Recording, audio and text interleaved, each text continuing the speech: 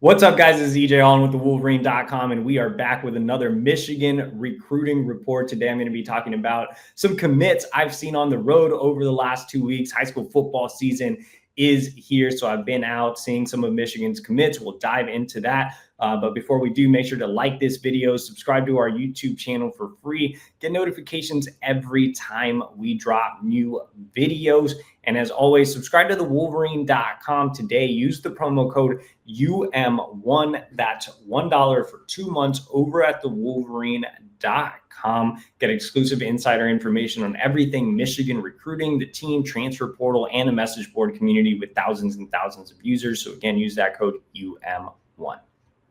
All right, guys. So like I said, the high school football season is here. I've been out on the road, especially here regionally. For those of you that don't know, I live in Virginia, and obviously Michigan has been hitting the state hard this past weekend. I was out to see 5-star running back commit Savion Hyder out of Louisa County. And it was crazy, man. I mean, I'm sure a lot of you guys have seen the clips on social media. We actually posted full game highlights here on the YouTube channel, so make sure to check those out. But it was crazy because going into the game, and I'm sure you guys saw the stat line, 328 yards on 16 carries, 3 touchdowns, just phenomenal performance from Savion. But going into the game, I texted his mom and I was like, hey, is Savion going to play? Because he had missed his season opener. And she texted me back and said, hey, the plan is for Savion to only get around 20 snaps, maybe 10 on defense, 10 on offense, because he does usually start both ways for his high school team. He's actually a hell of a edge / linebacker. I mean, he's a baller on defense too. But I texted her back and I was like, hey, it's Savion's first game. I covered his recruitment so much. I want to go out there, and even if he's on a snap count, it'll be fine.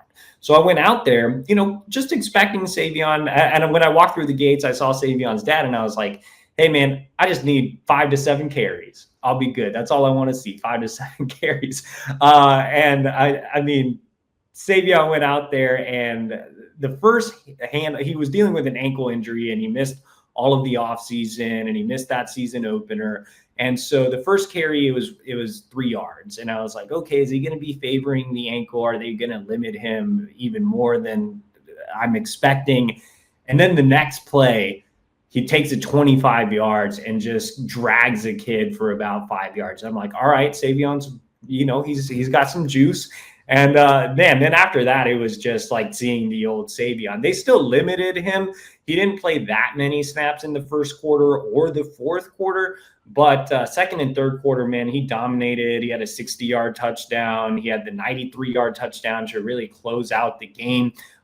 He was physical between the tackles, just a really powerful runner, and the ankle didn't really seem to bother him at all. On top of that, he has the speed, and even with the ankle injury, I mean, you could see the speed on full display there. He was outrunning guys in the open field. He showed great agility, great burst. He's a guy who made Charles Power pointed this out from one of my videos, but making guys miss in tight quarters, he really, really excels at that. I think this performance was extremely impressive, on its own. But I think 2 things that really stood out to me: the fact that Savion didn't have an off season, like he didn't do spring workouts, he did not do track, he did not do summer workouts with his team, he did not go to his personal trainer. He just got cleared I want to say a few days before this game, and still went out there with no off season at all and racked up more than 300 yards. The other thing is, usually when Savion is fully healthy and he's not on a snap count or not limited, usually Savion will do a lot of different things. They'll put him in motion. They'll line him up at wide receiver. They'll really be creative and get him the ball in different ways. They have some misdirection they do with him. This was as vanilla of a Savion game as I've ever seen. Like, it was more straight up, here, we're going to hand you the ball and you can just do what you please with it.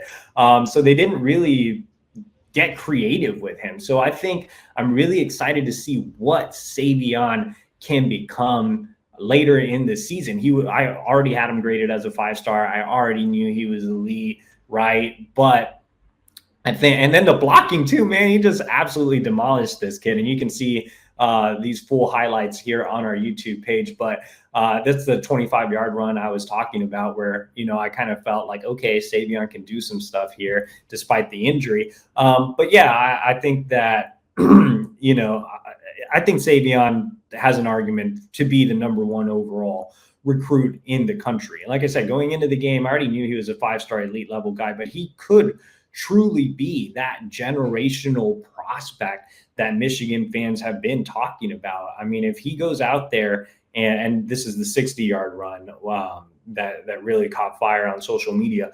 But if he goes out there and he dominates like this and, once he gets fully healthy, if he's not already, I mean, the sky's the limit for Savion. He will have an argument as the number one overall prospect in the country. So Savion was extremely impressive. I'm really excited to go back to see him sometime maybe in the next few weeks or next month. I'll see him a couple more times at least. So Savion lived up to the 5-star billing. Another prospect who lived up to the 5-star billing was Carter Meadows, 5-star edge out of Gonzaga in Washington, D.C. And going into the season, Carter was ranked as a 5-star. But I always wrote with Carter, he's a guy that we're grading a 5-star based on what he can become. Last year when I saw him, and I saw him play twice, obviously I went out there to see Kainoa Winston, his former teammate who's now at Michigan. Last year when I went out to see Carter, he looked like a 5-star. He didn't play like a 5-star. And in the opener against Oscar Smith, the defending state champions in the state of Virginia, Carter looked like a completely different guy. And I talked to his dad after the game. He was like, "What's your evaluation? What are your thoughts?" And I was like, I don't mean this to sound like offensive, but I mean, he's a different guy, like just way better than last year, just took a big step. I think with Carter, he's playing with more confidence. He spent a lot of time in the weight room this offseason. He's playing with more power. He's playing with more strength. He's realizing that he can just toss kids around and use his size and length to his advantage. And that's a scary combination considering that, he's 6'6".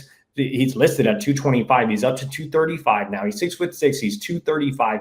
He has tremendous speed off the edge. He bends extremely well. He's super athletic. He's a plus basketball player. And now you're adding more strength to his game, more power. I think there's a lot to love about what Carter Meadows can become down the line. But now he's really playing like a 5-star. So I think Carter has an opportunity to challenge Zion Ely as the number one edge in the country this cycle. So Michigan could really finish with 2 top 5 prospects in Savion Hyder and Carter Meadows. Another thing to note is Carter only had 2 sacks last year. He had 2 sacks in this game against quality competition. So I'm expecting a big year out of Carter Meadows. I'm really excited for him. I'm a big Carter fan. So I think Savion and Carter, man, that's quite the duo for Michigan. Aside from Hyder and Meadows, that game against Carter, like I said, Gonzaga took on Oscar Smith, so it gave me an opportunity to see Rivals 300 wide receiver commit Travis Johnson. And this wasn't really the game to see Travis since Carter was literally killing the opposing quarterback and consistently getting pressure. And opposite of him is Penn State commit Tyson Harley. Oscar Smith's offense just could not get going. Their quarterback, Lonnie Andrews, just didn't have any time to set his feet, and thus Travis didn't have a super productive game. I think Travis did show that he's a great pass catcher in traffic. You saw his catch radius. You saw him have sure hands. I thought the top end speed looked better than last year, which was certainly encouraging since we didn't get track times from Travis. Unfortunately, because of the constant pressure that his quarterback was facing, they didn't really connect on the deep ball. But I think still seeing him run the go routes, you saw him play a little faster than he did last year. I think Travis has a really impressive build. You can see that at 6'3", 180, super athletic. like Carter, he's a plus basketball player, spent a lot of time focusing on basketball before making the transition to football. So he's a long, springy athlete. He can go up and get it. He can be a mismatch out of the slot. You can put him on the outside where he can use his size. I just didn't think we got the full Travis performance that we should have gotten just because nature of the game. So I'm excited to go back and see Travis. I think I have Travis on the schedule, not for this weekend, but next weekend.